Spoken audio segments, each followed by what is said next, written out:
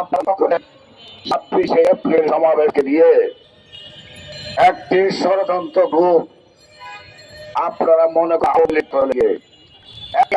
আমার সাথে যে ষড়যন্ত্র করেছে তাকে আমাদের মাননীয় চেয়ারম্যান আল্লামা ইমামউদ্দিন, আমাদের মাননীয় মহাসচিব আল্লামা সৌমকে শরণার্থী উদ্ধার অনুমোদন দেয়, আর উদ্ধার অনুমতি না করে অনুমোদন দেয়, আর একবার অনুমোদন বন্ধ করে, প্রেস ক্লাবের অনুমোদন দেয়, আর একবার ক্লাবের অনুমোদন বন্ধ করে। এমনি ভাবে কল্পনা করার কারণে আমাদের 90% কর্মী ঢাকা সিটিতে উঠতে পারে না। আমরা শুনে আপনাদের মোকারফ থেকে 200 গাড়ি, আপনারা 200 গাড়ি নিয়ে সমাবেশ করতে পারবে না, আপনার সর্বোচ্চ গাড়ি 50টা ঢুকতে দিতে হবে। কিরে ভাই, এর কিছুদিন আগে তো প্রোগ্রাম হলো, সেই ধরনের ছিল না। আমরা বলি এক দরবারে 100, 500, 1000, 5000-এর ঊর্ধ্বে গাড়ি আসবে, সেটা আপনি জমায় রাখতে পারবে না। যদি পারেন অনুমতি দেন, নতুবা তার জবাব জনগণ দিবে।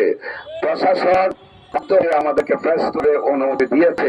আগামী দিনে আমারকে আপনারা আওয়ামী লীগ বানান, আমরা আওয়ামী লীগের সাথে করি নাই, তাদের সাথে চলে যাই নাই।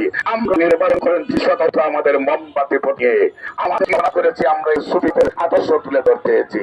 আপনারা জানেন শহীদকে শহীদ করার কারণে আওয়ামী লীগ পতন হয়েছে। আজকে আমার ভাইকে আপনারা আবার সেই রইস ভাইকে এর পতন হবেন। রাসূলকে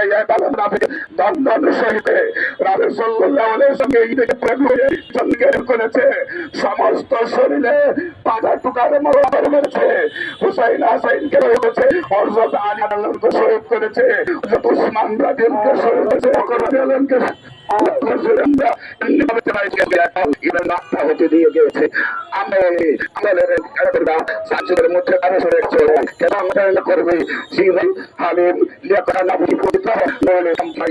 আজকে আমরা ভাইকে শহীদ করা হয়েছে, আমরা তাকে ভাইকে শহীদ করা হয়েছে। আমরা চাই নতুবা আপনাদের পথে হবে ইনশাআল্লাহ। কর্মসূচি আমরা গ্রহণ করবো, সেই কর্মসূচি আপনাদের সবাইকে আহ্বান জানিয়ে শেষ করছি। সবাইকে ধন্যবাদ। আসসালামু আলাইকুম ওয়া রাহমাতুল্লাহি ওয়া বারাকাতুহু।